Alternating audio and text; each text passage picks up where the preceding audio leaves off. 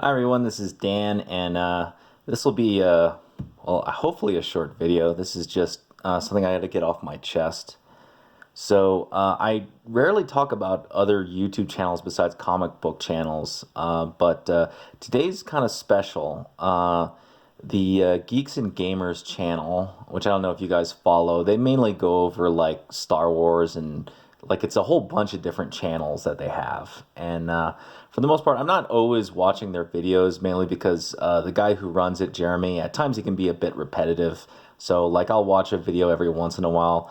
He's usually ranting about The Last Jedi, which I don't mind listening to because I can't stand that movie.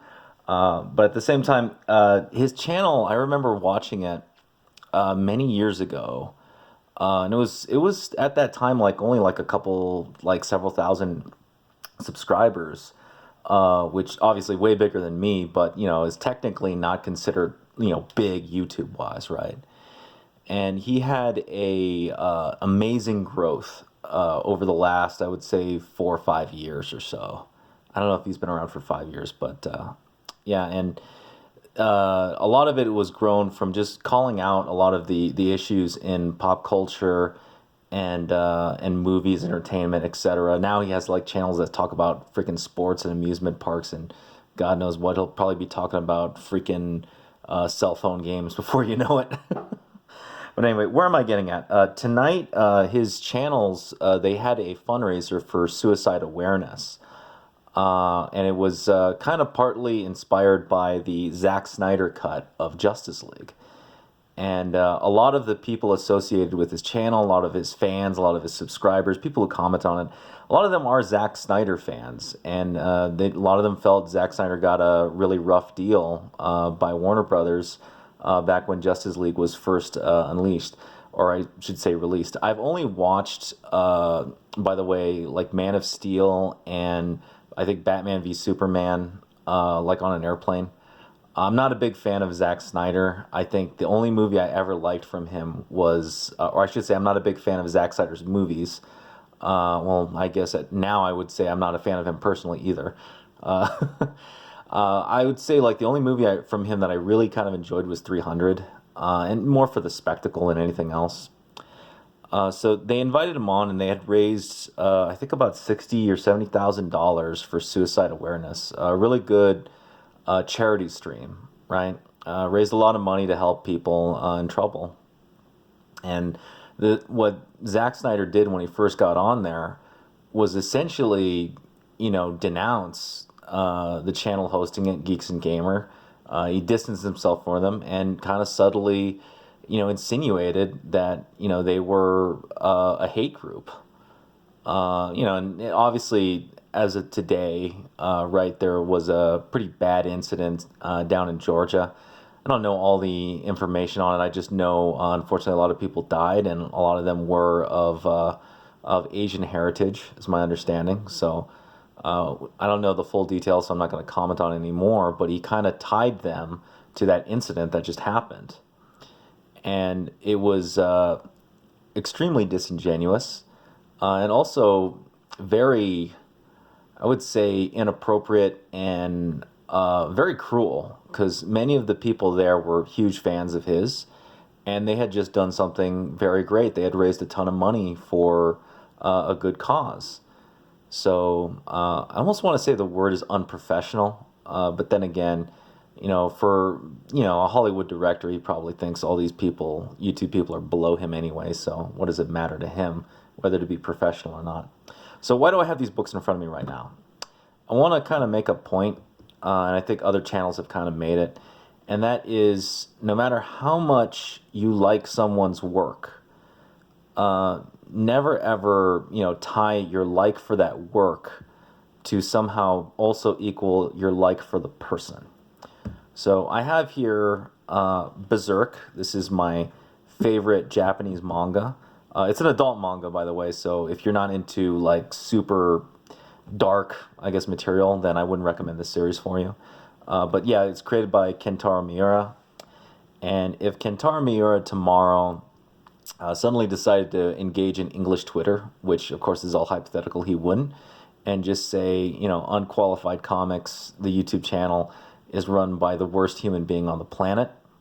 It would not change my opinion on Berserk, but it would also not really break my heart because even though I love Berserk, the series, really love might be a little bit excessive.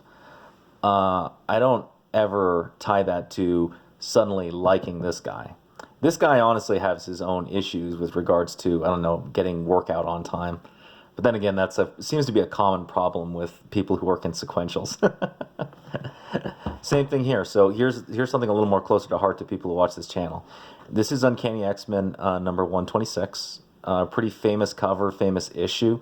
Yeah, I know it's out of a bag, and I'm messing with it. This is actually a pricey issue. And this is a cover by John Byrne, and of this era, it's in the interiors are written by Chris Claremont.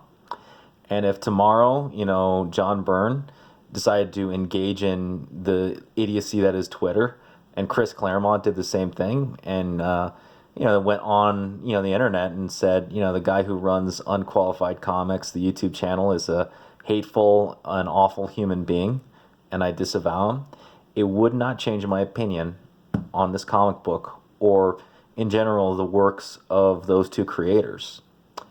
And I wouldn't really lose any sleep over it either. I'd be a little annoyed, but I wouldn't lose sleep over it either because I don't tie my like of this comic book and all the comic books that these creators have made with them personally.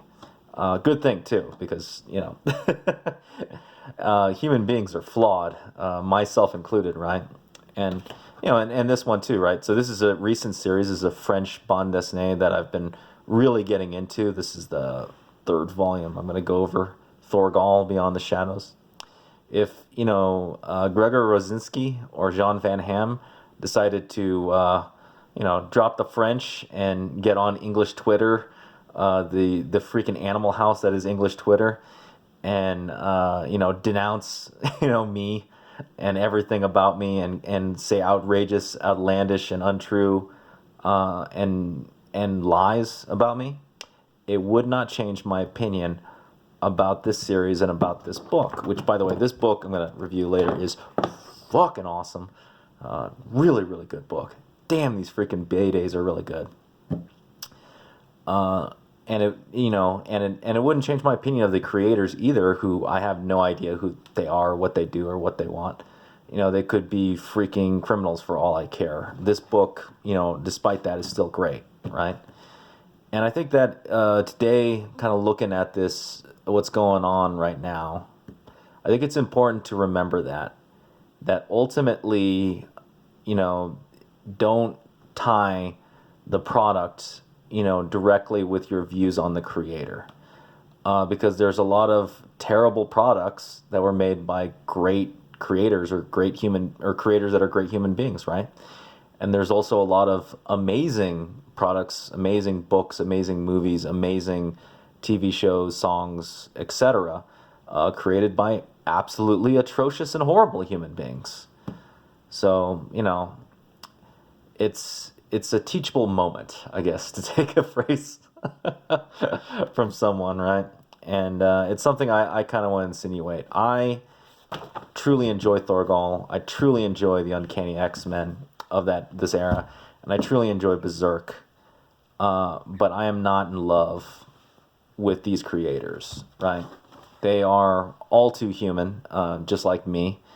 And, things change on a dime based on situations, right? So all I can say is enjoy what you enjoy, but don't fall in love with people that you never met, right? Human beings are very, very flawed creatures. Anyhow, that's it, everybody. If you like this video, please hit the thumbs up. Subscribe if you haven't subscribed. Hit the bell for notifications. Or don't do any of that stuff. It doesn't really matter. This is kind of a sad video anyway. If you have any comments about what happened today or about the points I made here, leave it down below. And I will see you next time.